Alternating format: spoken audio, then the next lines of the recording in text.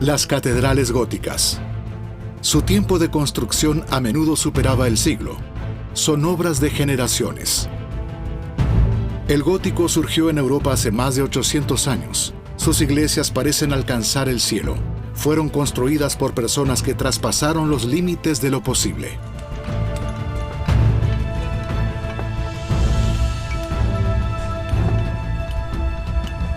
¿Cuál era el secreto de sus constructores? ¿De dónde provenía el conocimiento para construir estos gigantes únicos en nuestra historia? Emprendemos un viaje en el tiempo a una época apasionante en la que se construyeron catedrales monumentales.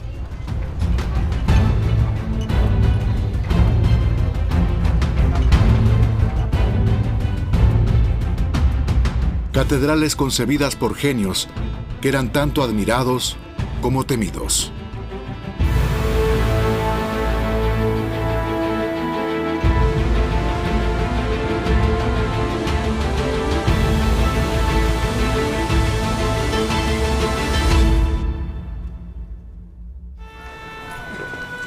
El arquitecto francés Guillermo de Sens era aún un niño en 1137. Se cree que nació en Saint-Denis, al norte de París. Es muy posible que allí conociera al abad Suger, quien junto al rey era uno de los hombres más poderosos del país en esa época. Suger fue pionero de un nuevo estilo arquitectónico, el gótico, que sin Guillermo y Suger habría sido completamente diferente.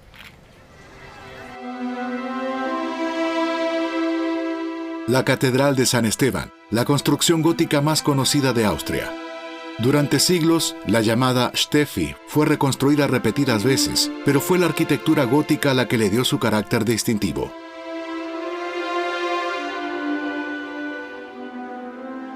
Nuestra historia comienza en el siglo XII, 1000 kilómetros al noroeste de Viena, en Saint-Denis, Francia.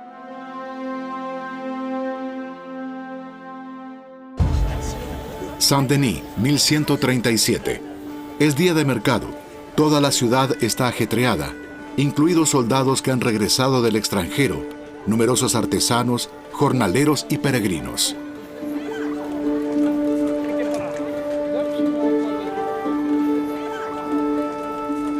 Todos ellos han seguido el llamado del abad Suger a Saint-Denis para la colocación de la primera piedra de su nueva iglesia. Guillermo crece en el mundo de los canteros y maestros de obra. El niño está rodeado de personas que quieren crear algo completamente nuevo en Saint-Denis.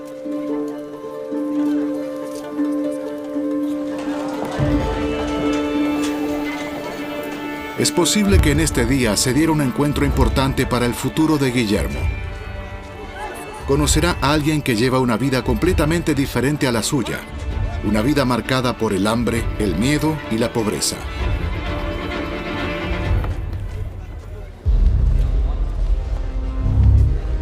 Piacenza, marzo de 1095. El Papa Urbano II reúne a clérigos y laicos. El enviado del emperador bizantino Alejo I lamenta que Jerusalén aún siga ocupada por los musulmanes y solicita ayuda militar. Preludio del llamamiento que Urbano proclamará meses después en Clermont, dando inicio a la Primera Cruzada. En junio de 1099 llegan los participantes de la Primera Cruzada. Las murallas de Jerusalén se consideraban inexpugnables. Sin embargo, el 15 de julio, tras varios días de ataques, logran entrar en la ciudad. Después de 1099, surgen varios estados fundados por cruzados. El reino de Jerusalén existió con interrupciones y finalmente como un reino costero de 1099 a 1291. A pesar de las continuas guerras, se intensificaron el comercio y las influencias culturales entre Occidente y Oriente. El Islam hizo que los cristianos tradujeran la filosofía antigua al árabe, y los cristianos hicieron que los árabes tradujeran la filosofía griega, especialmente la de Aristóteles, al latín, lo que les permitió obtener un horizonte completamente nuevo y un punto de partida completamente nuevo para la ciencia. Ese fue el gran cambio. Yo soy la luz del mundo, afirma Jesús en el Nuevo Testamento. Para los constructores de la Basílica de Saint-Denis, la luz indica la presencia de Dios. La luz entra sin obstáculos, dirigida hacia el altar, el centro de la liturgia. Ventanas que rompen todas las dimensiones previas, algo que es posible gracias a un nuevo principio estático. Creo que el verdadero impulso vino del deseo de aportar mucha más luz en el espacio. Era la época del misticismo de la luz. Si se abren más los muros, entonces hay que construirlos de otra manera. Se necesitan contrafuertes para que absorban la presión de las bóvedas. No son los muros los que sostienen la bóveda, sino los pilares elevados sobre los que descansan los contrafuertes, llamados bóvedas de crucería. Esto crea espacio para grandes ventanas.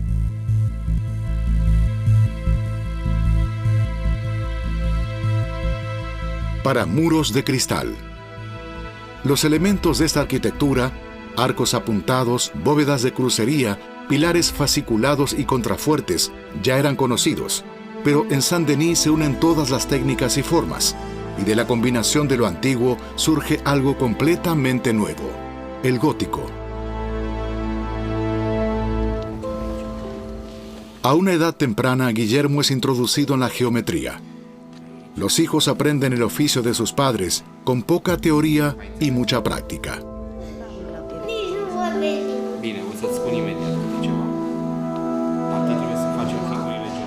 En el siglo XII no existían técnicas de construcción a las que se podía recurrir libremente.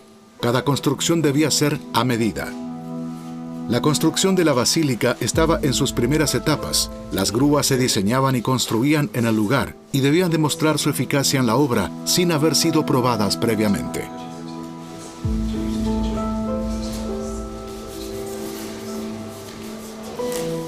Construcciones que, aunque debían mover toneladas, solo se basaban en la experiencia y el cuidado de sus constructores y en la prudencia de quienes las operaban. La construcción de las catedrales daba trabajo a muchas personas. La mayoría eran jornaleros, no calificados, los más pobres.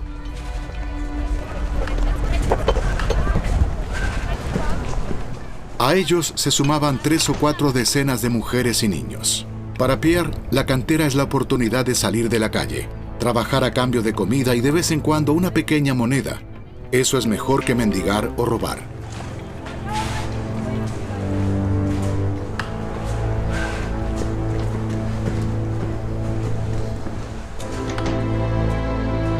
En total, solo en la cantera trabajan unas 300 personas. La construcción de cada catedral gótica es un gigantesco proyecto de desarrollo económico para la región. Bajo la dirección del maestro de obra, más de 50 canteros trabajan cada día las piedras extraídas. Los canteros cobran por la cantidad de piezas que cortan.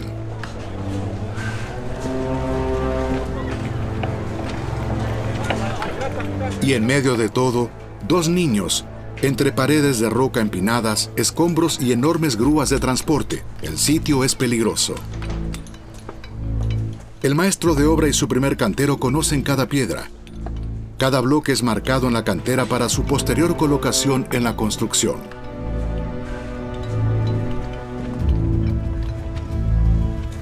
También Guillermo y Pierre son pequeñas piezas de una enorme maquinaria en la que las personas trabajan y a veces arriesgan su vida. Como el mundo era tan joven, los niños eran integrados naturalmente en el trabajo. Antes se defendía la idea de que los niños eran tratados como adultos, pero eso no es cierto. Tenemos muchos juguetes infantiles del pasado, como caballitos de madera, molinetes, sonajeros, juegos de niños. Se creía que la infancia duraba hasta los 7 años. A partir de ahí, el niño se integraba en el trabajo.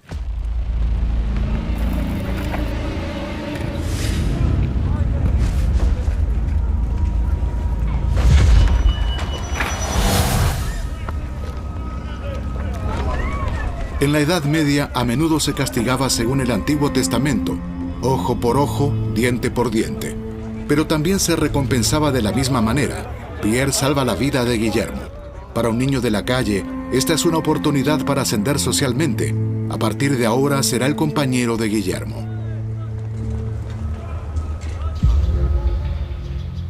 Es una infancia breve en una vida corta. Pero Guillermo y Pierre eran privilegiados. En su sociedad urbana pertenecen a la élite emergente.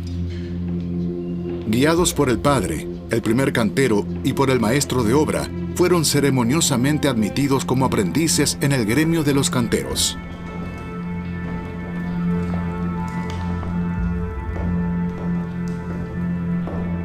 No hay registro sobre cómo se llevaba a cabo tal ritual. Era secreto, solemne y probablemente aterrador. Su juramento los acompañará para siempre.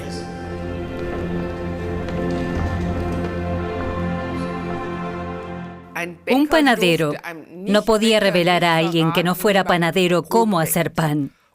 De la misma manera, un cantero no podía enseñar a alguien que no era cantero cómo trabajar la piedra. Eso era protección profesional, y todos la tenían, también a nivel suprarregional, como todos los demás artesanos. Pero entre ellos, era una sociedad muy abierta.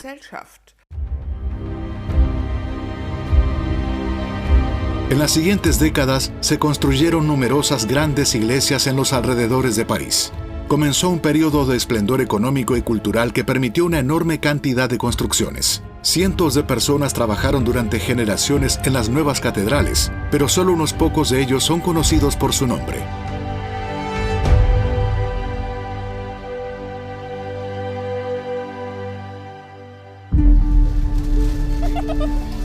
Han pasado más de 15 años desde el momento de su primer encuentro.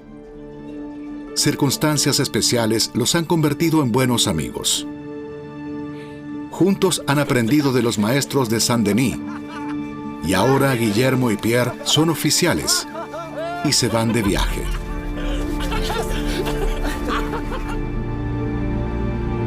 El otoño y el invierno son las épocas para viajar. El destino del grupo es Sens, 100 kilómetros al sureste de París. Allí se está construyendo la primera catedral gótica del mundo. Sens está a 130 kilómetros de distancia, lo que implica 4 días de caminata.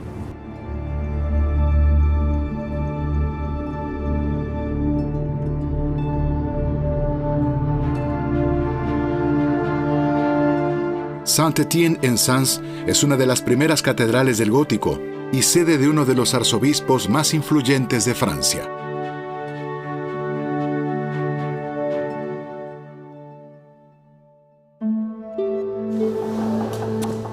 El nombre de su primer maestro de obra es desconocido. Tiene un trabajo difícil y de gran responsabilidad. Los días en la obra son largos y las noches cortas.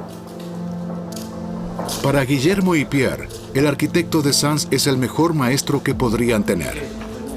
Para el director de la construcción, con más de 500 empleados, la llegada de los dos jóvenes artesanos significa un alivio e incluso la oportunidad de preparar a un sucesor.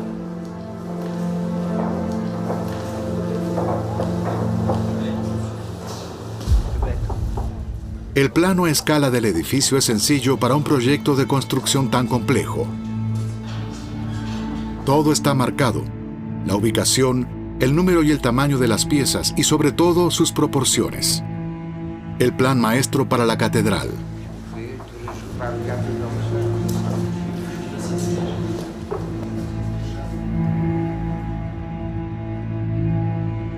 Las catedrales góticas no tienen gruesos muros. Sus contrafuertes externos, las bóvedas y los pilares se sostienen por sí mismos. La estabilidad de este esqueleto es el mayor desafío para el maestro de obra. Debido a la delicada y ligera construcción de los edificios góticos, en comparación con los románicos, las columnas soportan enormes fuerzas laterales. Como las patas de una mesa bajo un enorme peso, se romperían lateralmente si no se reforzaran. Esta fuerza debe ser absorbida, lo cual se logra mediante los contrafuertes que descansan sobre cimientos propios, laterales al edificio.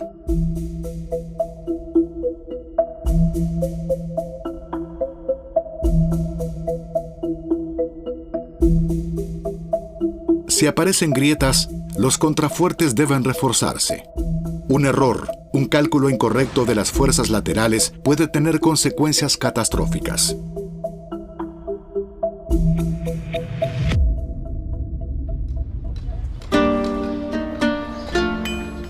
Sens, finales del verano de 1156. Para el invierno, los altos muros deben haber sido reforzados. El tiempo apremia y falta mano de obra. Mujeres mezclando argamasa, algo no tan raro en una obra de construcción medieval. El gremio de construcción de la Catedral de Sens es como un pequeño pueblo dentro de la ciudad. Aquí trabajan más de 300 hombres, mujeres e incluso niños.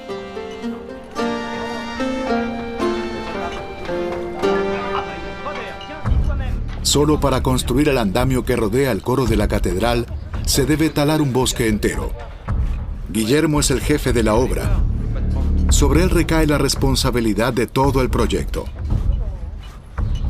Hasta ahora no ocurrió ningún accidente grave bajo su supervisión. Toda la atención se centra ahora en el nuevo sistema de contrafuertes que se acaba de erigir.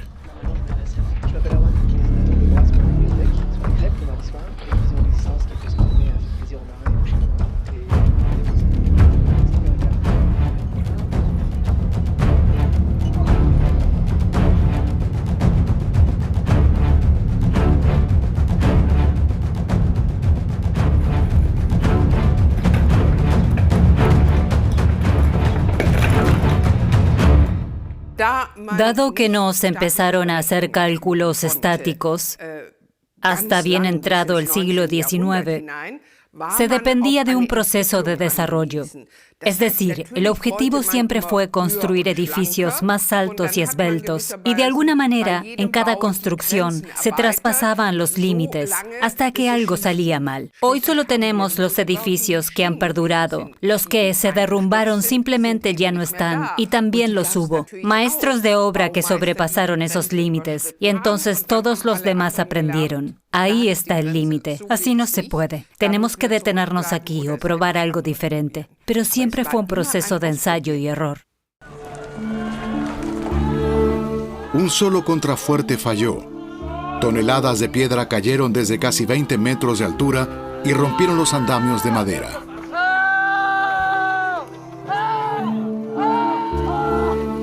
Pierre y un trabajador fueron golpeados por los bloques de piedra. Pierre se fracturó una pierna, pero nadie resultó herido de gravedad. Un error de Guillermo que podría haber terminado en tragedia. He estudiado a fondo la documentación de las obras de construcción medievales y no he encontrado registro de ninguna muerte en ninguno de ellos. Los canteros eran muy valiosos. La gente agradecía tenerlos. No se podían permitir que cayeran de los andamios uno tras otro. Las condiciones de trabajo debían ser las mejores posibles. La obra de Guillermo, el coro, es decir, el área del altar para el clero y el canto en la Catedral de Sens, ha permanecido sin cambios durante casi 900 años. En 1168, tras casi 25 años de construcción, se completa el coro de la catedral. Así, Sens se convierte en la primera catedral gótica jamás construida, y Guillermo es el arquitecto que la ha modelado de manera decisiva. Con ello alcanzó fama más allá de las fronteras de Francia. Hoy, el interior de la catedral se ve muy diferente a como lucían los tiempos de Guillermo. Sens reúne todas las fases de arquitectura gótica, el coro de estilo gótico temprano, los pilares del alto gótico, la nave transversal y la nave principal de estilo gótico tardío. Un monumento de piedra creado por generaciones de maestros de obra, artesanos y miles de hombres y mujeres.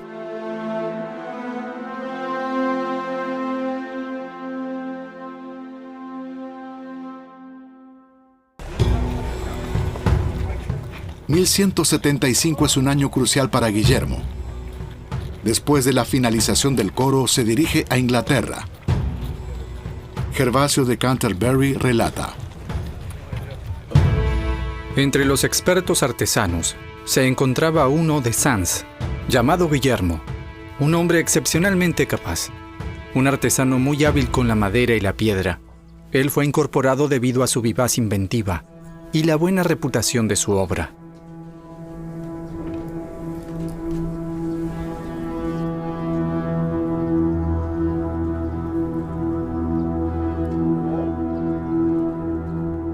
Su fama como brillante arquitecto se extiende mucho más allá de las fronteras de Francia. Un incendio ha destruido la iglesia de Canterbury. Guillermo gana el concurso para maestros de obra. Su concepto convence a los canónigos de la catedral y con él la arquitectura gótica llega a las Islas Británicas.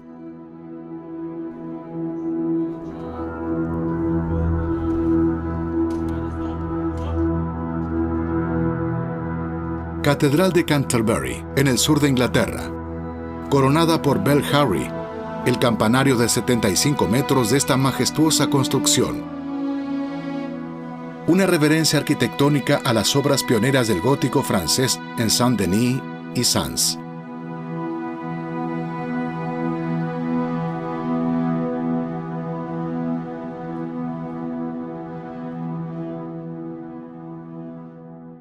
(1175). Como no se puede encontrar material adecuado en el sur de Inglaterra, Guillermo importa desde Francia los pesados bloques de piedra para su catedral. Hace derribar la ruina quemada del antiguo coro y reutiliza las piedras, pero no son suficientes. Todas las máquinas como grúas y poleas las desarrolla el propio Guillermo. Los trabajos avanzan a un ritmo sin precedentes.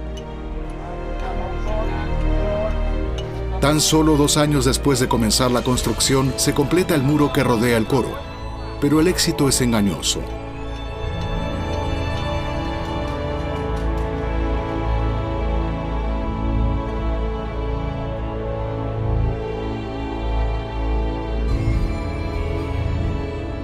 El gran andamio de la nave central. En los últimos meses, Guillermo ha subido varias veces a la plataforma superior de esta construcción de madera. Ahora los muros del coro se elevan casi 30 metros hacia el cielo.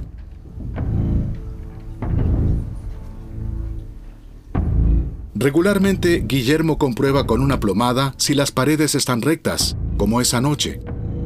A pesar del rápido progreso de la construcción, los canteros y albañiles trabajan con precisión, pero esa noche se desata la desgracia.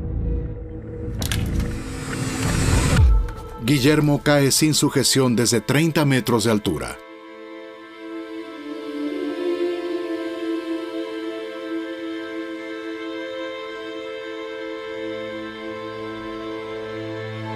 Esta bóveda del coro es el legado de Guillermo. En Canterbury arriesga más que en Sens. Todo es más alto, más aireado y más amplio. La catedral es una de las construcciones más impresionantes de Inglaterra.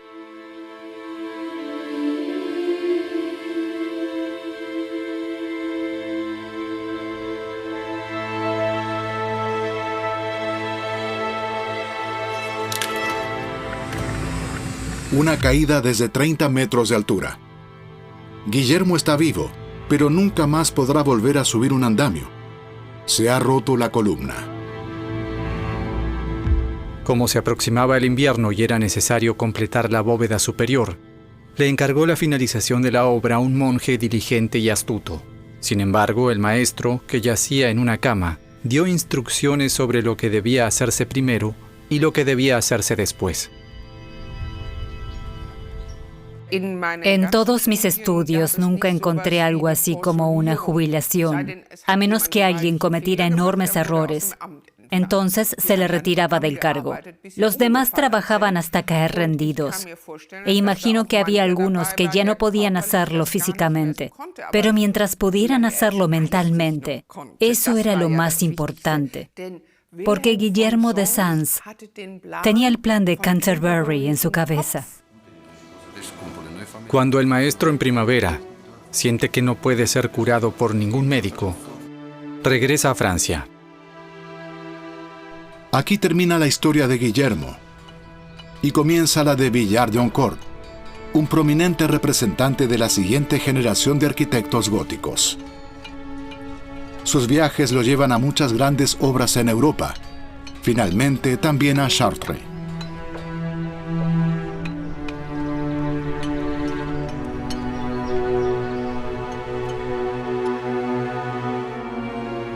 La Catedral de Chartres es considerada uno de los edificios más espectaculares del gótico.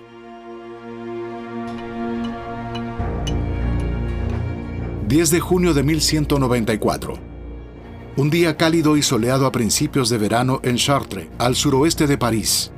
Pero entonces se abren las puertas del infierno.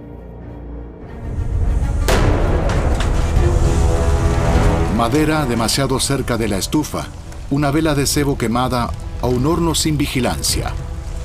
Hoy nadie sabe cómo comenzó el incendio. Casi todas las casas son de madera. El fuego se propaga rápidamente. Las estrechas callejuelas son trampas mortales. El humo tóxico se extiende por la ciudad.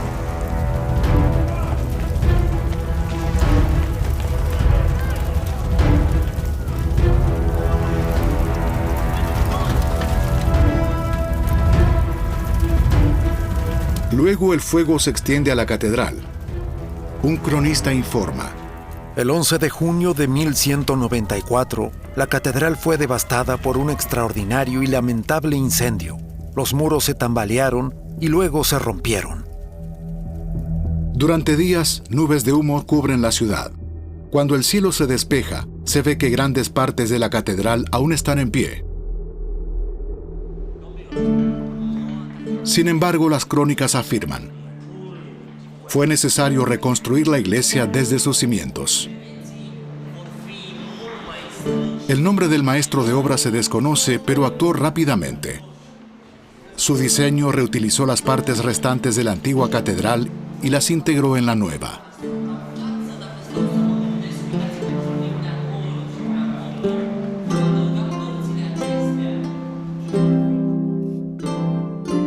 Una genial síntesis de lo antiguo y lo nuevo. De hecho, la gran catedral de Chartres no es una construcción nueva, sino una ampliación que transformó una iglesia románica de 3 naves en una catedral gótica de 5 naves. Así que la historia de la destrucción hasta los cimientos no era cierta.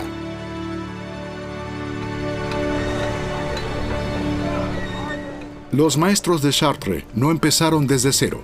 Una parte significativa de la construcción ya estaba disponible. Aún así, una sola vida humana no es suficiente para construir una catedral, pero los pioneros de la arquitectura gótica estaban conectados por toda Europa.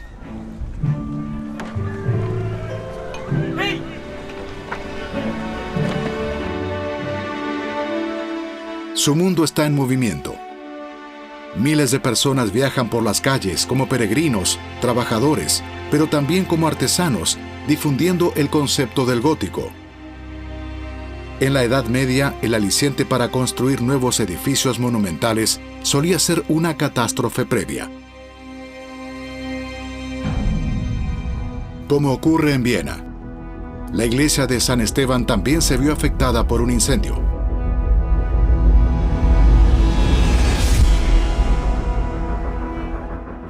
La historia de la Catedral Gótica de San Esteban comienza así.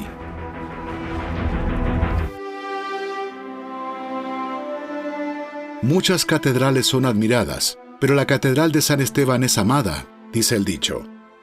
La llamada Steffi es hoy un símbolo de Viena, pero para su constructor era sobre todo un símbolo de poder. Desde 1282, la influyente dinastía de los Habsburgo gobierna Austria. Alberto I y Alberto II no solo repararon los daños del incendio, sino que también ampliaron el coro al nuevo estilo gótico.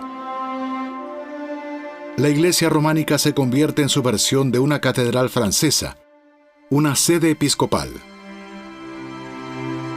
Una indirecta nada sutil, porque en ese momento Viena aún no era una diócesis. Cuando se completa en 1433 mide casi 137 metros, siendo en su época la torre más alta de Europa. La Steffi, uno de los ejemplos más bellos del espíritu de la arquitectura gótica.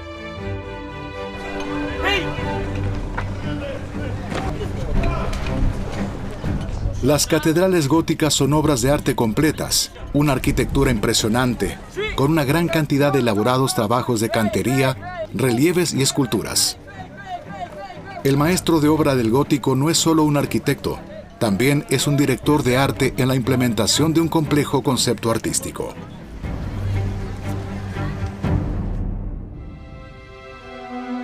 Chartres es inigualable en la cantidad y calidad de decoración escultórica. Los portales de la catedral son ejemplos del elevado arte de la escultura gótica. Cientos de escultores trabajaron durante generaciones en las esculturas, y sin embargo las figuras parecen estar hechas de una sola pieza.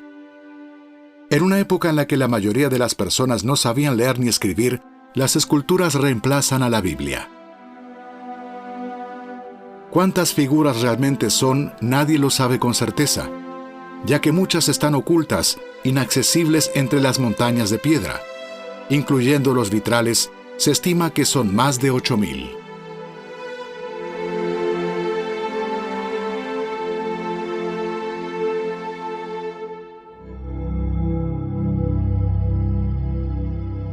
Algunos bromean diciendo que Chartres es más una estructura para las muchas vidrieras que un edificio religioso.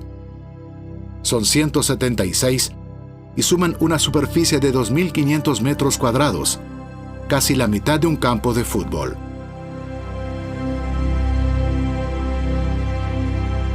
Chartres incluso es famosa por un color propio. En el coro sur se encuentra uno de los pocos fragmentos de vitrales en este color tan especial, el azul Chartres.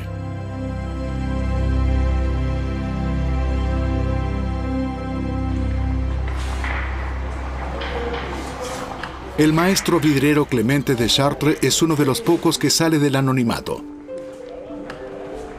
Su firma también se encuentra en las vidrieras de las catedrales de Rouen, Bourges, París y Sens.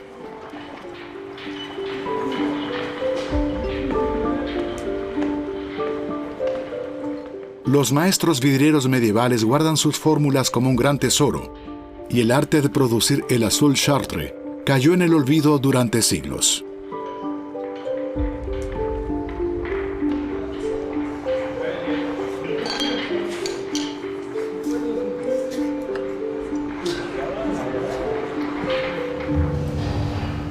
«800 años después, el maestro vidriero inspecciona la pieza fundida en azul Chartres. La sustancia que hace que las vidrieras de Chartres brillen con este color ultramarino único es el cobalto, un elemento muy valioso y raro.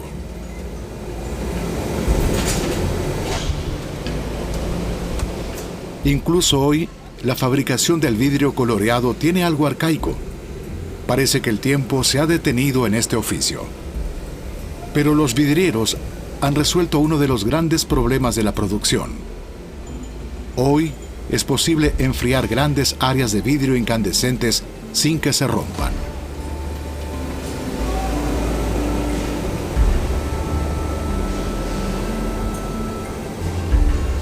Un vertido perfecto. El vidrio se enfría lentamente. El rojo se convierte en el azul único de Chartres.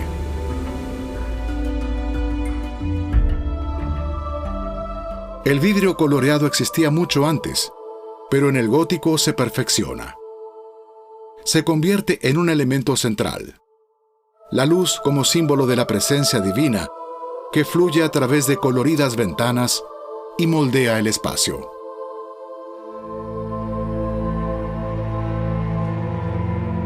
Las iglesias góticas son como enormes rompecabezas tridimensionales hechos de muchas piezas artísticas, creadas por personas cuyos nombres se han olvidado, pero han dejado sus huellas. Las llamadas marcas de canteros, una combinación de muescas que acompañan al cantero durante toda su vida. Desconocemos la marca de este joven, pero sin duda adornará algún bloque en Chartres. Como maestro Gerhard, su nombre estará asociado a la construcción de una de las iglesias más grandes de la cristiandad, pero aún cobra por cada piedra, por lo que su marca de cantero también le sirve como un comprobante de pago. El maestro Gerhard es de la región de Renania.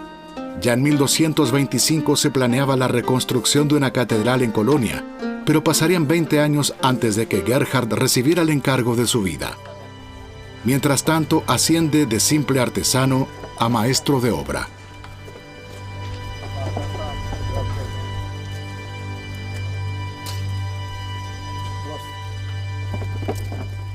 Gerhard von Rille tenía probablemente unos 30 años cuando el arzobispo Konrad von Hochstaden lo nombró maestro de obra de la nueva catedral de Colonia. Sus clientes exigían el interior más alto de la cristiandad, una estructura de 5 naves con colosales torres. El maestro se tomó su tiempo. Pasó 2 años estudiando minuciosamente los planos y cálculos. Al final presenta el plan, una construcción de inmensas dimensiones.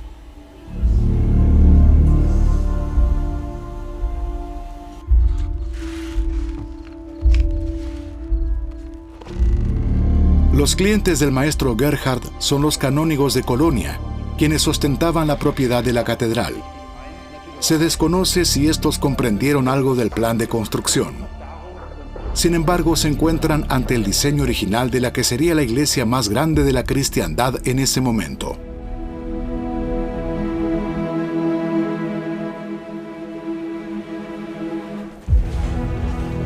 El maestro Gerhard no dispone de calculistas, arquitectos ni planificadores, solo tiene su experiencia. Algo impensable para un proyecto tan monumental. Deben retirarse unos 12.000 metros cuadrados de tierra para crear espacio para los cimientos del edificio. El principio de la estática puede resumirse en la simple frase, como es arriba, es abajo. La base sobre la que descansa la catedral es casi tan pesada como la propia catedral. Los descensos diarios del maestro de obra a los cimientos son como un descenso al inframundo.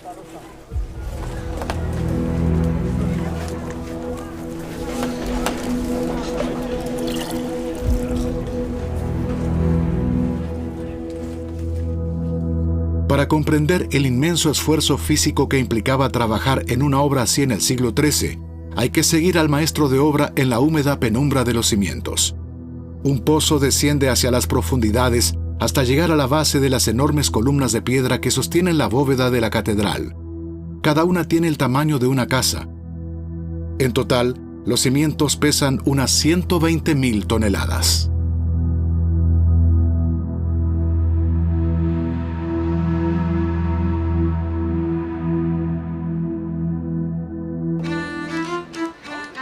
...6 de enero de 1260...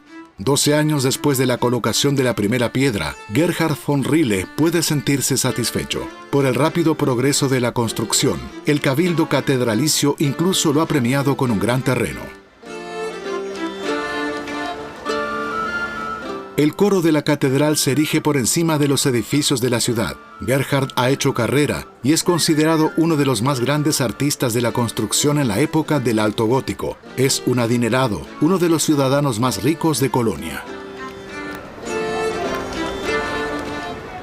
La visión del mundo medieval está marcada por la idea de los castigos divinos, por la lucha eterna entre el bien y el mal.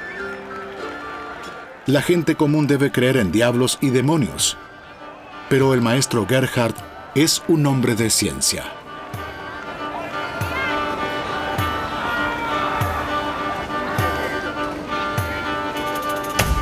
Y así empiezan a circular rumores. Nada nuevo en la historia de los maestros de obra. El avance tan rápido de la construcción, murmura la gente, no puede haberse dado completamente por medios correctos, porque la gente común admira a Gerhard, pero también le teme y sospecha que hay un demonio tras su obra.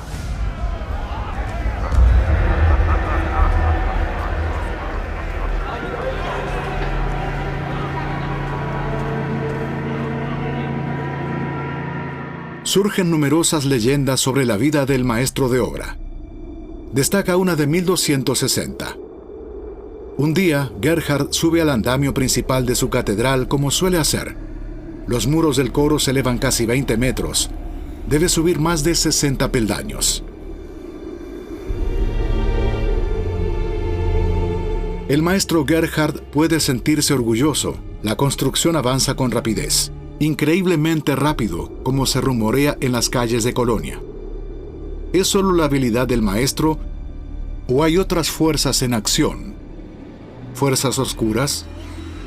Se dice que habría apostado su alma por la catedral. Se habla de un pacto con el diablo. Y entonces sucede algo de lo que la gente seguirá hablando durante siglos.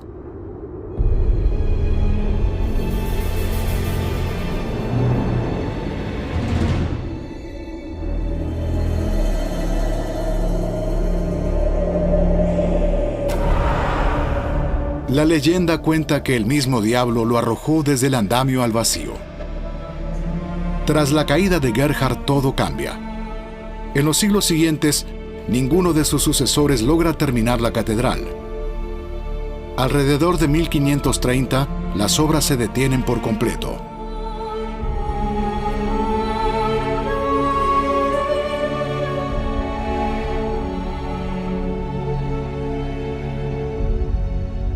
No es hasta 1842 que el rey Federico Guillermo IV de Prusia decide completar la Catedral de Colonia. 40 años después, la obra está terminada. Sus torres se elevan más de 150 metros hacia el cielo, convirtiendo a la catedral en el edificio más alto del mundo en aquella época. El tamaño de la fachada oeste sigue siendo incomparable. La Catedral de Colonia es el monumento de la arquitectura gótica por antonomasia.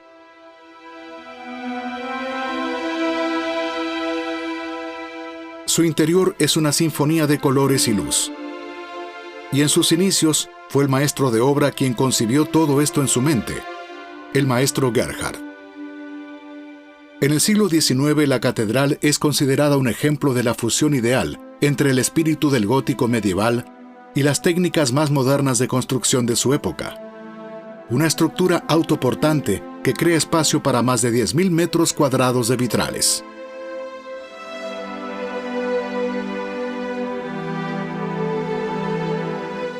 Como ingeniero, el maestro Gerhard habría estado encantado. Tal vez ya sabía que lo que había comenzado nunca se completaría.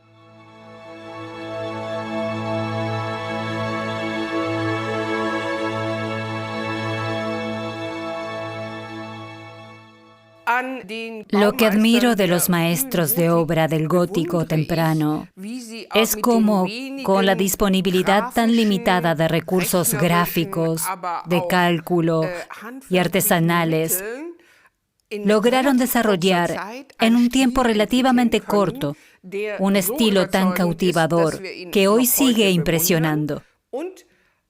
Y sobre todo, lo que más me fascina de la arquitectura gótica es que es una arquitectura puramente matemática y calculada, que tiene un impacto altamente emocional. Y esta combinación me parece realmente admirable. 750 años después de la colocación de la primera piedra, la Catedral de Colonia sigue siendo una obra en construcción.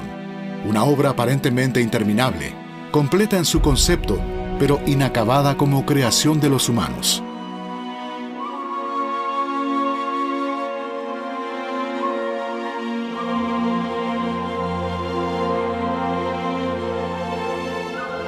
Las catedrales del gótico son monumentos que se pueden estudiar, pero nunca se podrán comprender por completo.